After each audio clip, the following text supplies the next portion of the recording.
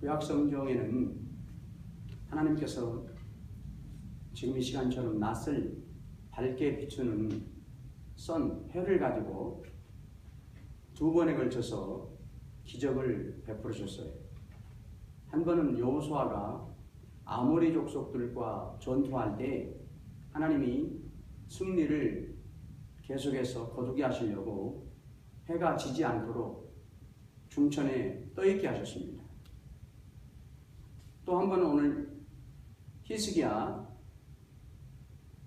히스기야가 죽을 병에서 15년을 더 사는 그런 은혜를 하나님께로부터 받았는데 그 표, 확실하다 하는 표로 하나님이 낮의 해를, 넘어가는 해를 멈추게 하시고 뒤로 반대로 10도를 돌아가게 하셨어요. 히스기야는 여호수아와 같이 이런 정말 유일무이한 해가 멈춰서고 뒤로 돌아가는 그런 기적을 체험한 사람입니다. 오늘 보는 말씀은 히스기야가 그런 해 체험 또 18만 5천이라고 하는 아수르 군사들을 하룻밤 사이에 다 죽음으로 내모는 시체로 만들어버리는 그런 은혜를 힘입고 또 이렇게 15년이라고 하는 생명의 연장을 더 하나님으로부터 덤으로 받은 그런 축복을 받았을 때에 바벨론에서 그런 히스기야를 축하하고 위로하기 위해서 사절단을 보냅니다. 그 사절단들을 히스기야가 어떻게 맞이하고 대접하는가를 말씀하고 있어요. 당시에 바벨론은 큰 강대국 중에 하나였지만은 아수르의 지배를 당하는 속국에 있었어요. 히스기야가 이렇게 15년의 생명을 연장받고 놀라운 하나님의 기적의 축복을 받았지만 그런 히스기야를 위로한다고 축하한다는 명목으로 왔지만 이 바벨론의 사신들의 진짜 목적은 따로 있었어요. 어떻게 해서라도 이 유다 히스기야 나라와 동맹을 맺어서 자신들을 지배하고 있는 아수르를 대적할까, 그런 의도를 가지고 왔던 것입니다. 그래서 올 때 과연 무슨 비밀이 있었기에 이런 약한 유다가, 히스기야가 아수르 대군 18만 5천 명을 그냥 간밤에 다 무찔러 버렸을까? 그런 비밀을 알고 싶었어요. 히스기야는 자신들에게 그런 사신들이 오자 너무 기쁩니다. 지금은 비록 아수르의 속국으로 지배를 받고 있지만 유다 나라하고는 상대할 수도 없는 그런 큰 나라, 바벨론에서 자신을 축하해주고 위로해주러 오고 사신들을 보내서 왔다고 하는 소식을 들으니까 정말 감격스러워요. 정말 과분하게 여겼어요.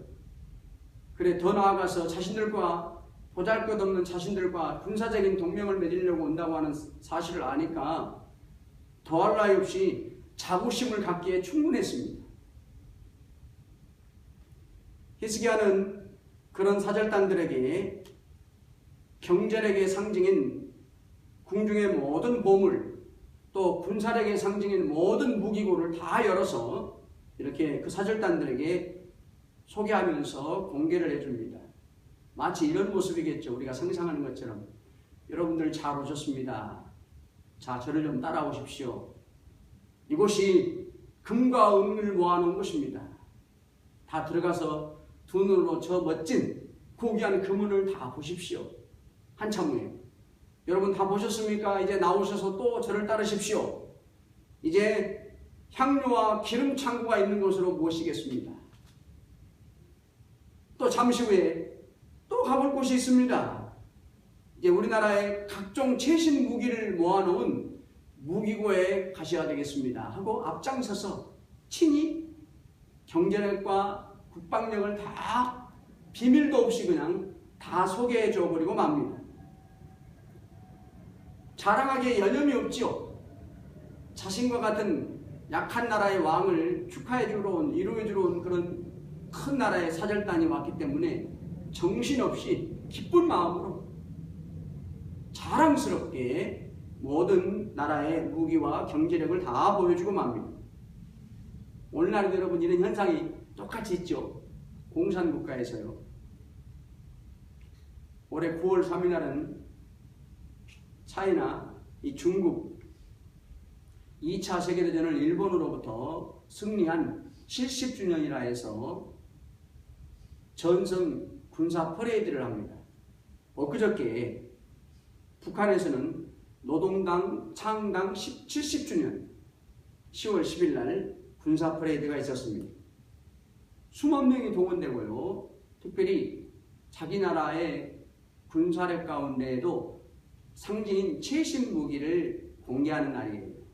우리가 이렇게 세계에서 강한 군사력을 가지고 있습니다. 세계 사람들 다 보고 조심해야 됩니다. 특별히 이번에 북한에 자랑스럽게 내놓은 무기 가운데 하나는 ICBM이라고 해서 대륙간 탄도미사일이라고 그러죠. 미국 본토까지 쏠 수 있는 것을 공개했어요. 이 군사 퍼레이드, 오늘날도 주 목적은 자기 나라의 국방력을 과시하는 데 있어요. 히스기야도 얼마나 그 국방력, 경제력이 크다고 자랑스럽게 내세웠던지 없어서 더 못 보여줬다고 성경에는 말씀하죠. 오늘 본문 말씀 2절에 보면 궁중의 소유와 전 국내 나라 전체의 소유를 보여주지 않는 것이 없다. 더 보여주고 싶어요. 중앙정부, 페더럴 거버먼트 것뿐만이 아니고 스테이트, 각 주의 모든 것, 군사력의 현황, 경제력의 현황을 다 낱낱이 보여주고도 더 보여줄 것이 없을까?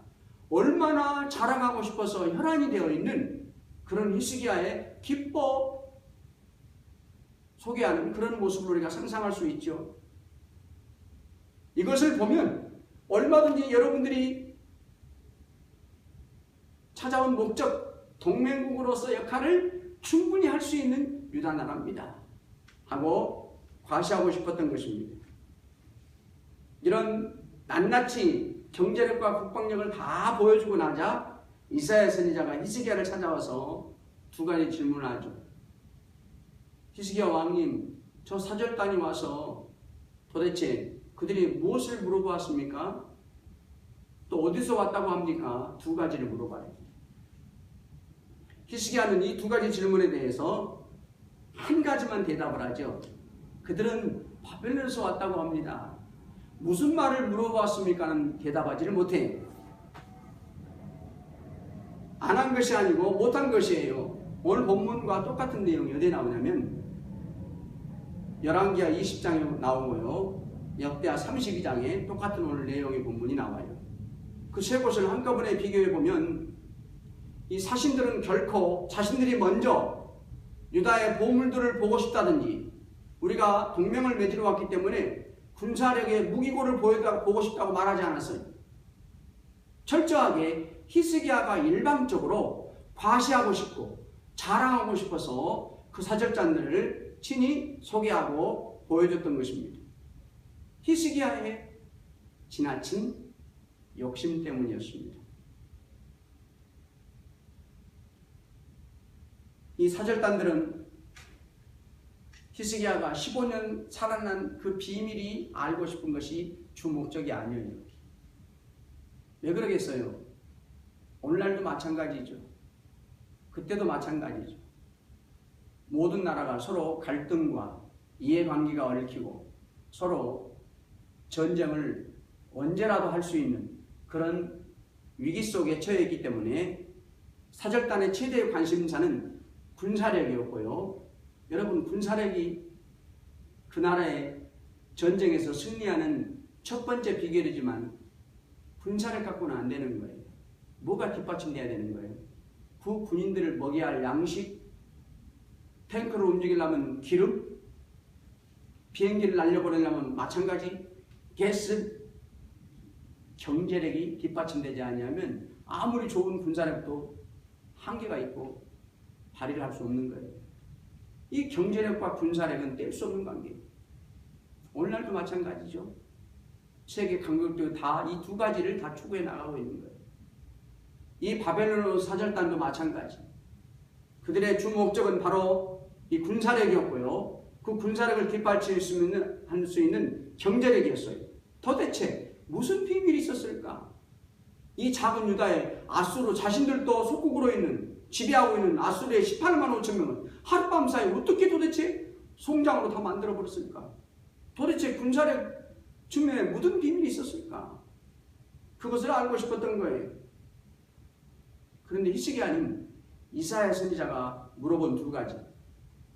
왕님, 사절단들이 무슨 말을 와서 했습니까? 또 어디서 왔습니까? 그 사람들은.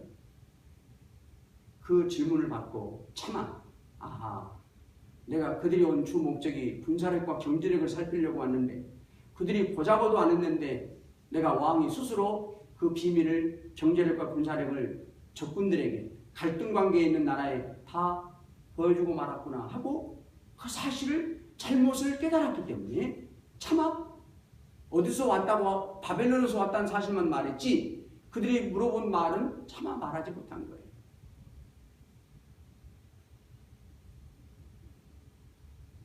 이러한 히스기야에 대해서 하나님이 평가해 준 말씀이 역대하 32장 31절입니다. 그러나 바벨론 방백들이 히스기야에게 사자를 보내어 그 땅에서 나타난 이적을 물을 때 하나님이 히스기야를 떠나시고 그 심중에 있는 것을 다 알고자 하사 시험하셨더라. 이 모습 속에 가고 싶지도 않고 보고 싶다고 말하기도 전에 히스기야는 바벨론 사신들에게 친히 앞장서서 군사력과 경제력을 다 보여주었는데 그때 하나님이 그 히스기야의 마음을 말씀하신 거예요. 하나님께서 히스기야를 떠나실 수밖에 없었고 하나님은 급기야 히스기야를 시험하셨다고 합니다. 무엇 때문에 하나님께서 히스기야에게서 떠났을까요? 세상의 경제력과 군사력에 대한 자랑, 과시, 욕심, 이 마음을 하나님은 히스기야에게서 읽으셨고요. 그래서 히스기야에게서 하나님은 떠나시는 바람에 덜커덩 히스기야는 시험에 들었던 거예요.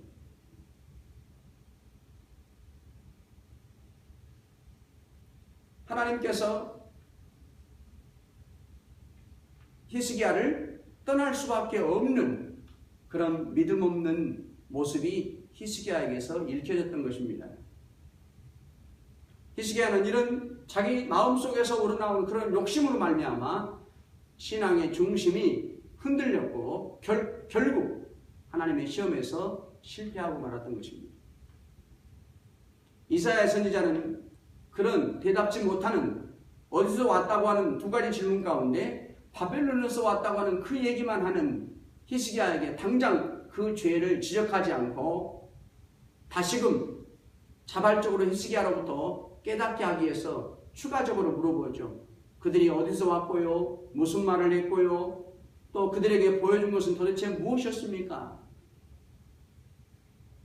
히스기야에게 재차 스스로 잘못을 깨닫고 회개하고자 그런 기회를 이사야 선지자는 히스기야에게 주었습니다.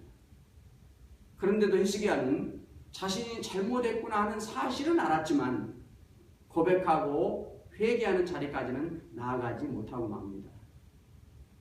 그래서 하나님은 이사야를 통해서 심판을 예언하게 하시고요. 그런 심판을 장차 받을 수밖에 없는 히스기야에게서 하나님이 떠날 수밖에 없었던 두 가지의 원인을 말씀해 줘요.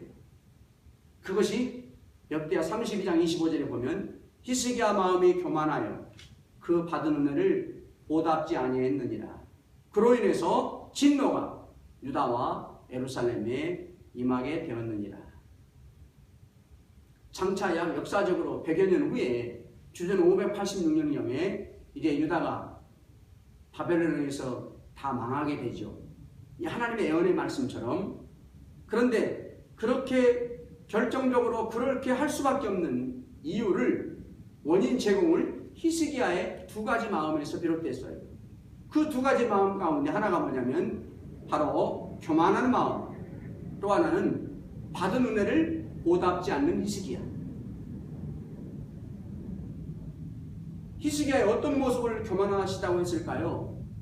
사신들에게 경제력과 군사력의 모든 창고를 무기고를 보여줄 때 하나님의 이름이 하나도 안 나와요. 사실 하나님의 은혜로 18만 5천을 무찔러 일이나 15년 연장된 일이나 생명이 더 산 일이나 이렇게 최고의 부와 명예가 도달한 모든 것이 성경에 보면 하나님으로부터 은혜 가운데 받은 것이 분명한데도 성경에 보면 어디에도 하나님 때문입니다. 주님의 이름이 한 번도 언급이 안 된다고 하는 거예요. 그것이 결국 하나님이 보실 때 히스기야가 품었던 교만이었습니다. 여러분과 저에게 가장 취약한 죄 가운데 나아가는 것이 바로 이 교만이에요. 반대로 가장 하나님의 말씀대로 살기 어려운 것이 겸손이에요. 아쉽죠? 안타깝죠? 히스기야도 우리가 똑같은 사람이었어요. 오늘날 여러분과 저도 마찬가지입니다. 히스기야와 같이 우리가 가장 취약하게 시시때때로 범하기 쉬운 죄가 바로 교만이라는 거예요. 바벨론에서 온 사신들은 분명히 물어보면서 확인하고자 할 것이 있었어요. 도대체 어떻게 18만 8천을 간밤에다 시체로 만들어버렸습니까? 어떻게 15년이라고 하는 죽을 병에서 더 사는 그런 생명의 연장을 살게 되었습니까? 아니 도대체 어떻게 그런 큰 기적을 체험했습니까? 그런 알고 싶었던 그런 대답에 히스기야는 하나님에 대한 말 한마디도 없이 온통 자신이 쌓아놓은 모든 것들을 보여주고 맙니다. 바로 마침 이것들입니다. 이것들 때문에 내가 더 살았고 이것들 때문에 18만 5천의 아수르 군사를 간밤에 시체로 만들었습니다. 하는 것처럼 말입니다. 자신이 하나님의 영광을 철저하게 대신 차지해버렸습니다.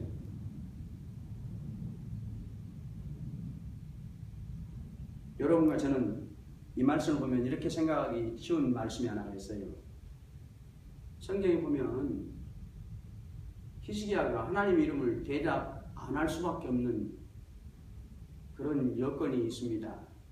그게 뭐냐면 사신들이 하나님에 대해서 신앙에 대해서는 한마디도 물어보지 않았기 때문입니다. 이렇게 생각하기 쉬워요. 하나님이 만일에 사신들이 하나님 때문에 이렇게 18만 5천을 다 시체로 만드셨습니까? 히스기야에게 그렇게 물어봤더라면 또 이 모든 부귀 영화가 재물과 금은 보화가 무기들이 다 하나님이 만들게 하셨습니까? 했더라면 히스기야는 대답했을 거라고 생각할 수 싶지만 반대로 그런 말을 하나님과의 결부를 하나도 안 물어봤기 때문에 히스기야는 대답 안 했을 것입니다. 그렇게 생각해서는 안 된다고 하는 거죠. 왜? 여러분과 저의 삶 속에 이렇게 내 기도만 하나님이 응답하시는 분이 아니십니다. 내 신앙생활만 하나님이 책임지시는 분이 아니셔요. 나의 모든 일상의 삶을 총망라해서 하나님은 친히 간섭하시고 주관하시고 인도하지 않는 것이 없기 때문입니다. 모든 삶 속에 하나님의 이름이 여러분과 저를 통해서 일상 가운데 드러나게 되고 나타나야 된다고 하는 거죠.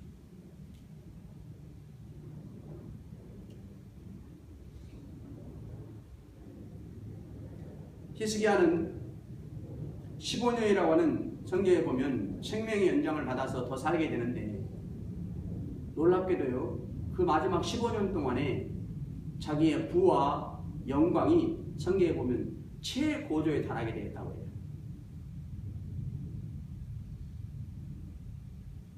하나님이 생명의 연장만을 더 준 것이 아니고요. 부와 영광도 최고로 가장 많이 준 데가 바로 더 살게 된 15년 동안에 얻었던 은혜예요. 그런데 놀랍게도 그런 15년의 최고조의 부와 명예의 영광을 하나님께로부터 받았지만 믿음은 반대로 점점 하나님께로부터 멀어졌다고 하는 결과예요.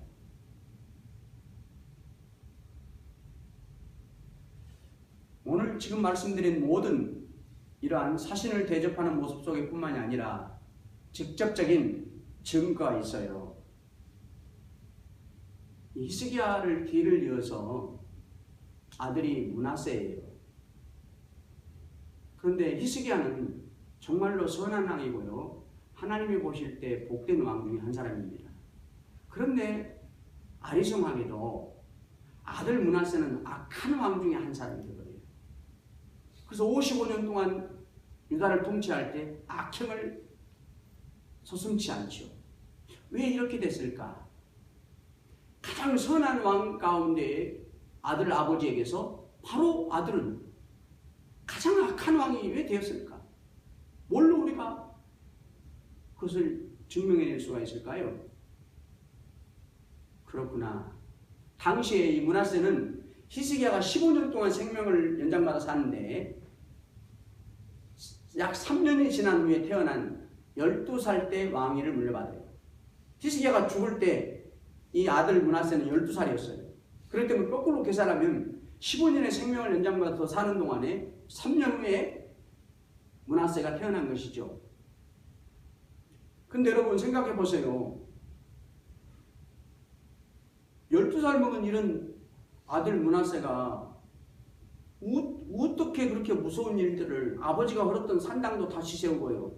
우상들은 다 만들어서 다시 지어서 추종하고 섬겨요. 아니 12살 먹은 아들이 뭐 안다고 그렇게 무서운 일들을 하나님 앞에 세상을 이렇게 무섭게 우상으로 득실되게 만들 수 있었을까요?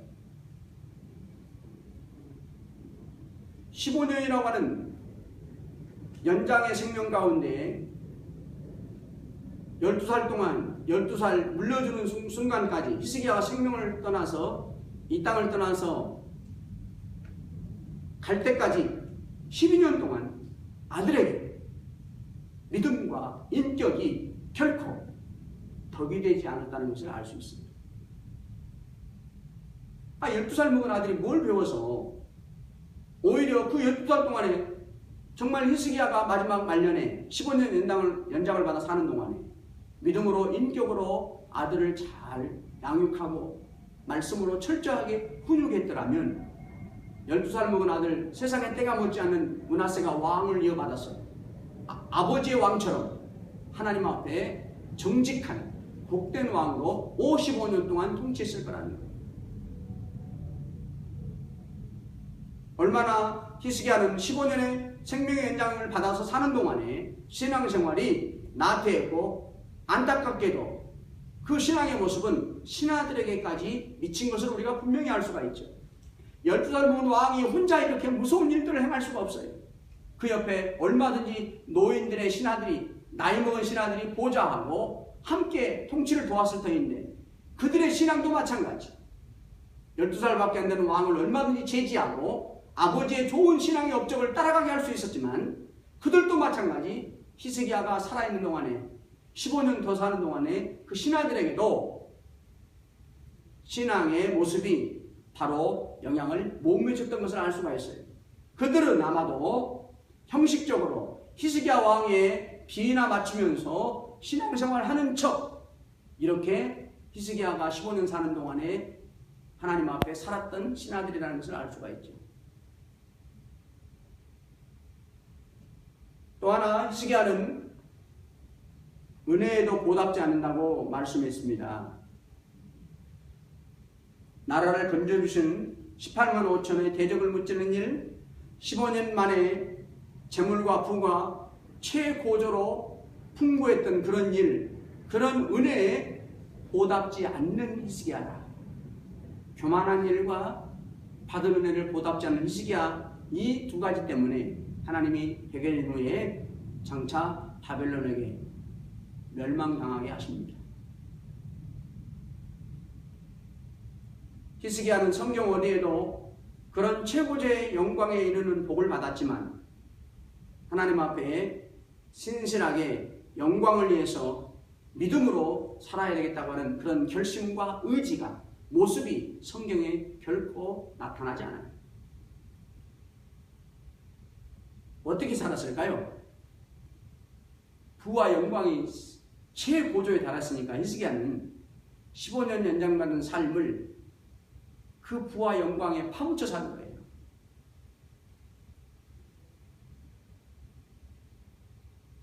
이런 부만 있다면 만사가 형통하리라. 오늘날로 말하면 물질이 우상이 된 그런 신앙이었겠죠.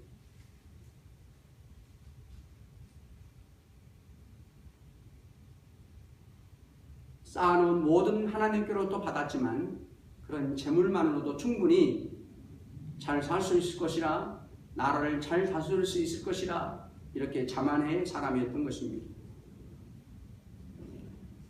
어떻게 보면 바벨론의 사신들도요, 우리가 생각할 수 있는 여지가 있죠. 사실은 한편에 히스기야를 찾아와 축하하고 위로하러 올 때에는 하나님의 은혜의 영역을 어느 정도 소문을 통해서 알고 왔을 거라는 거예요. 바벨론 사신들. 그런데 또 히스기야는 오히려 한마디도 하나님에 대한 이름을 언급하지 않고 맙니다.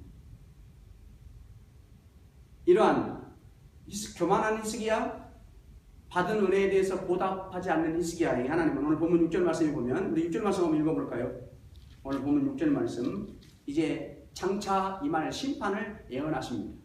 본문 6절 말씀입니다. 보라, 나를 이르리니 내 집에 있는 모든 소유와 내 열조가 오늘까지 쌓아둔 것이 모두 바벨론으로 옮긴 바 되고 남을 것이 없으리라. 여호와의 말입니다. 이 예언이 있은 100여 년 후에 주전 586년에 정말 바벨론에 의해서 히스기야의 후손들은, 유다 땅은 다 잡혀가고 바벨론의 내시가 되고 환관이 되어서 시종하게 되고 고통을 많이 받게 됩니다. 여러분과 제가 이 말씀을 보면서 깊게 생각해 볼 것이 하나 있습니다. 하나님께서 나에게 짜준 시간표, 특별히 장차 우리에게 임할 하나님의 시간표를 미리 볼 수 있다고 하면, 현재 나의 믿음의 모습을 보면서 자랑하기보다는 부끄러워하는 마음을 먼저 품게 된다는 거죠. 왜냐하면 나의 오늘 신앙생활의 모습은, 이 결과는 내일 나타나기 때문이에요. 비록 히스기야는 장차 이렇게 이사야 선지자로부터 교만한 마음과 받은 은혜를 보답지 않음으로 말미암아 100여 년 후에 후손들에게 하나님의 징계 심판이 임할 일을 모르는 가운데 두 가지의 품지 말아야 할 마음을 품었던 히스기야입니다. 그렇다면 여러분과 저는 이 히스기야의 모습을 보면서 교훈을 삼으라는 거예요.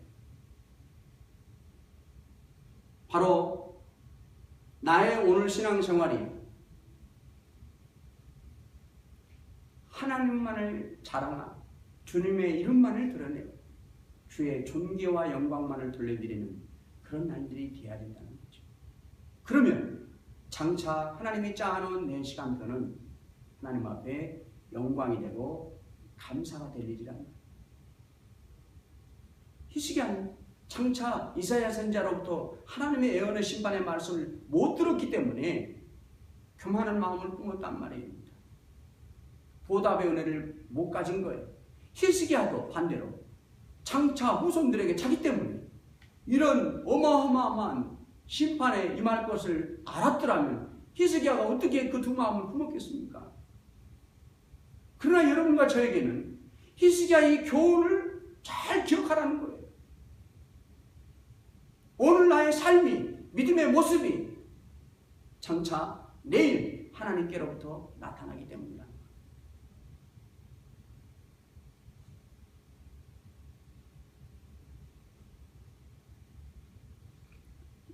생각해 보십시오. 히스기야는 만일에 사신들에게 하나님의 은혜로 간밤에 18만 5천의 아수르 군사를 다 시체로 만들었습니다. 하나님의 은혜로 내가 이렇게 15년이라는 생명의 연장을 받고 복을 받고 살고 있습니다. 이렇게 사신들에게 하나님의 이름을 소개했더라면, 성경에는 안 나왔지만 100년 후에 이 돌아간 사신들이 내가 유다를 침공해야 되겠다고 그날로부터 먹었던 마음이라도 도저히 우리가 침공해서는 안 되겠구나 하고 마음을 먹고 돌아갔을 거라는 거예요.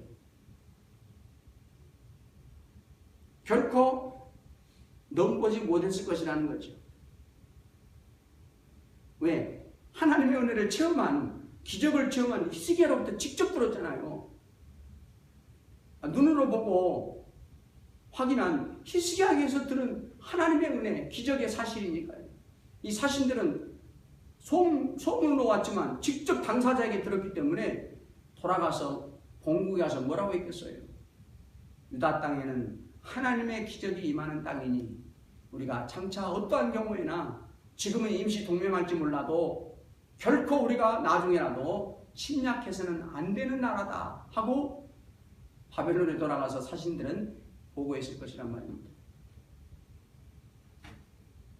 마지막으로 히스기야에게 찾아온 사신들이 언제 찾아왔냐면 아까 말씀드린 것처럼 역대하 32장 27절에 보면 15년 동안 생명의 연장을 받을 때 부와 영광이 가장 높이 올라간 최고가 될 때 사신들이 하필이면 그때 찾아왔어요. 그때 하나님의 시험이 임했습니다. 성경에 이렇게 히스기야의 마음의 중심을 하나님이 드러내 보이시려고 시험했느니라 그렇게 기록했습니다. 히스기야는 강한 아수르의 18만 5천의 예부의 대적을 믿음으로 성경에 보면 어떻게 물리쳤죠? 성전에 나아가서 낱낱이 하나님 앞에 기도함으로 하나님이 기적을 베푸셔서 물리쳤어요. 그런 예부의 강한 대적은 믿음으로 이겨냈어요. 승리했어요. 그런데 반대로 자기 속에 그 작은 교만에는 넘어지고만 살아요. 정말 히스기야는 부와 영광이 최고조에 달할 때 영적 긴장이 풀어졌던 것이죠. 내가 이래도 괜찮다고 하는 안일함이 찾아왔던 것이죠. 그것이 교만을 이루었고요. 그 교만을 다루시려고 하나님이 시험을 통해서 회개하게 만들었고 궁극적으로 겸손하게 만드셨던 거예요. 여러분과 저도 마찬가지겠습니다. 우리가 어려움과 환난을 당하면 히스기야 이상으로 기도할 수 있어요. 그러나 평안할 때 오히려 조심해야 되죠. 여러분과 저 지금 많은 큰 문제가 없어요. 오히려 지금 더 깨어서 기도해야 하는 거예요. 정신을 바짝 차려서 삼가 조심해야 될 때가 바로 지금과 같이 눈에 보이는 큰 문제가 없을 때라는 것. 사랑하는 성도 여러분, 여러분과 저에게는 무엇이 지금 기쁨이고 자랑이냐는 것이죠. 아무리 우리가 세상적으로 크게 되었다 하더라도 언제나 나는 감추어지고 드러나지 않아야 된다는 것입니다. 언제나 하나님의 이름만 먼저 맨 앞장서서 불려주시기를 간절히 바랍니다. 그럴 때일수록 우리는 영적으로 더 긴장해야 될 때라는 거예요. 그렇게 살면 여러분과 저는 교만하지 않게 될 것입니다. 하나님 앞에 보답하는 인생으로 살게 될 것입니다. 지금과 같이 평안할 때에도 하나님의 시험을 승리로 다 통과하게 될 것입니다. 오늘 주신 말씀 생각하면서 같이